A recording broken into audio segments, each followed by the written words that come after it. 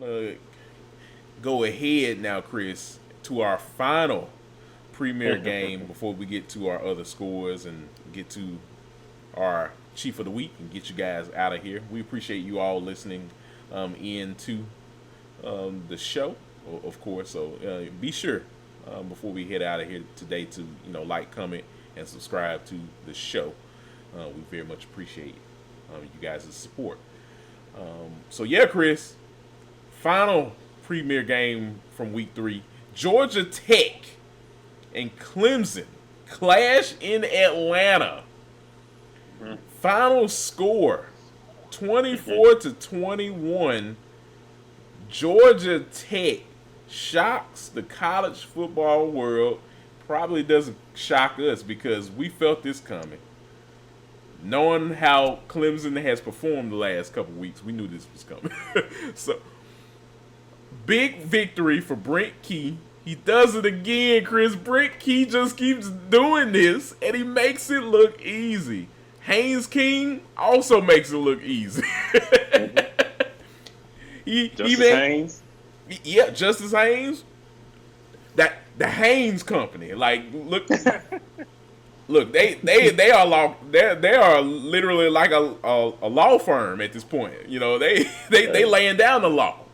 H&H, Haynes and Haynes. Haynes and Haynes and Associates. Exactly. So, yeah, they did the damn thing, Kory. Like you said, we saw this coming. We had our eyes keen on this game since the summer.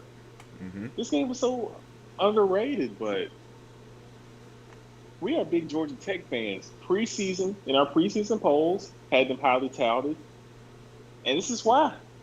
This team is ready. They can easily be right there to win the ACC. We're gonna have a Miami Georgia Tech conference championship game. It could be a Florida State Georgia Tech conference championship game. They could be right there playing for, bidding for a position in the college football playoff. They can beat Georgia at the end of the season. This was just their coming out party to the nation. But if you've been watching Tech and keeping up with this program, and you saw what they did against Georgia last year, they brought back a majority of the core of that team this season. These boys are on a mission, and Clemson was just part of the process.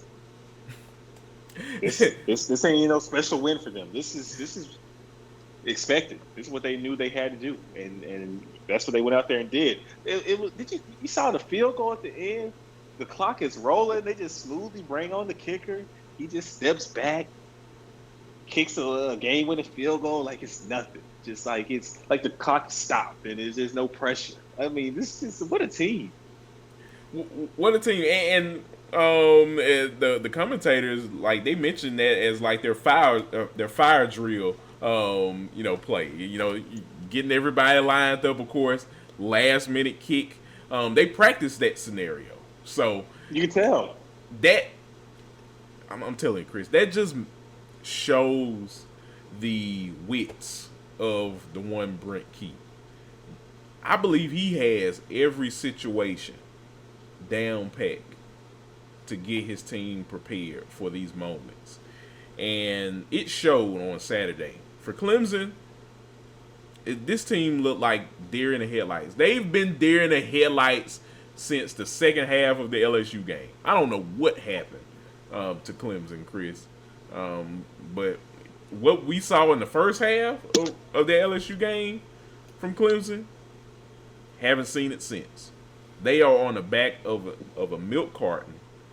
And hey, this if you've been watching Georgia Tech and if you've been watching the ACC, this isn't too surprising.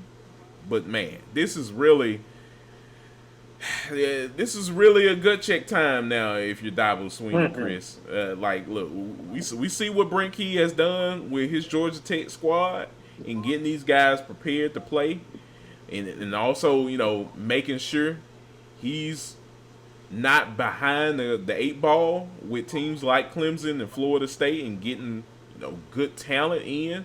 People I've listened to people so far the last couple of days and talking about Georgia Tech being in the city of Atlanta, a place where it's just a hotbed of talent, Chris. It looks like Brent Key is taking advantage of that. For the first time ever, you're seeing a Georgia Tech football coach take advantage of where he's at, geographical, getting talent into that program, cultivating a culture of winning, and it's paying dividends for them. On the flip side, when you're looking at Clemson, you're looking at a team that Dabo, he wants to rest on his laurels with getting talent into the program, from the high school ranks, top tier blue chip talent. That's still important, but where's the portal guys? Where's the guys? I even heard Josh Pate mention it, and he's absolutely right. This is what we've been talking about, Chris. You may not have to get multiple guys in there, but you do need to take advantage of the portal. Why are you just dismissing the portal? This is one of the reasons. This is the reason why you lost. To me, I don't know. No, you're 1,000% right, and I'm gonna tell you this: it's gonna be the last season he gets to do it this way. You seen Captain Phillips? Them boosters about to come up in the locker room and in the coach's office at the all season when the season's over, and tell Dabo, look at me, we the captain now, and you're gonna hit that portal, buddy. So get ready. You got some players to go by, because we ain't about to put up with this. This ain't 2016 no more, Kory. You can't just do things your way and win. It's a different college football landscape. And this college football landscape requires you to hit the recruiting trails for the high schools just as hard as you hit the recruiting trail for the portal. And we need some of that top-end talent here at Clemson. And that's the only way Clemson can have a chance at being a national championship contender. Because if you're going to keep doing things the Dabo way, you're going to see Clemson going to look a whole lot like Texas A&M, except they're going to be in purple and orange. Because you're going to be going 8-4 every season if that's the case. It's been on 8-4, 7-5 records coming up if you're going to keep doing things the Dabo way. Hey, so what you're saying is Clemsoning is back? Yeah. I think it already is back. It's been back for the last 2-3 weeks now. It's definitely back in full effect, my friend, because that ain't the Clemson that was a national championship contender.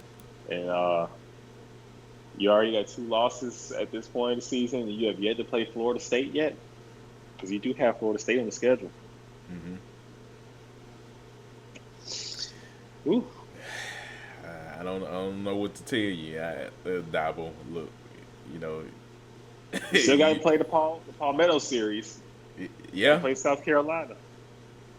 Look, hey, Dabo. Look, I know you're a man of faith. I'm a man of faith as well. Both of us need a lot of faith. Yeah, look, you're gonna need a lot of faith. You're gonna have to pray to the football gods to make this right. That's all I gotta say. Oh man, right. But hey, it's rough out there if you're a Clemson fan. Like I mentioned about Florida and a couple other teams out there, South Carolina, it's gut check time. You've already lost 2 games of the season. You can't lose any more games. We're going to see now, Chris, what this team is made of. We still know that Cade Klubnik is one of the best quarterbacks in college football. They're going to win some games, but are they going to win the games that matter? This game mattered. Georgia Tech told you it mattered. It mattered to them, and look who won. So, it's going to be interesting to see what happens with Clemson going forward. But lastly, I'd say Georgia Tech, great win. This team does not quit. And everyone in college football take notice. Georgia Tech, they're hunting for something, and that's a shot at an ACC championship and possible playoff berth this season. Yeah, yeah. Um, I don't be surprised, people, if we see this team play a few more football games than they normally do at the end of the season. Right. Tech is legit. They know who they are.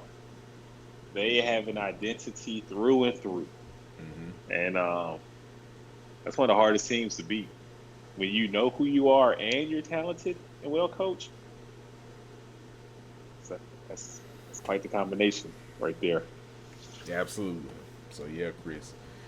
We'll see what happens with both of these teams as the season progresses. But a great win for Georgia Tech and a great win for those fans as well. They rushed the field. So. Another great moment during the week that was in week 3 of the college football season. Yes, sir.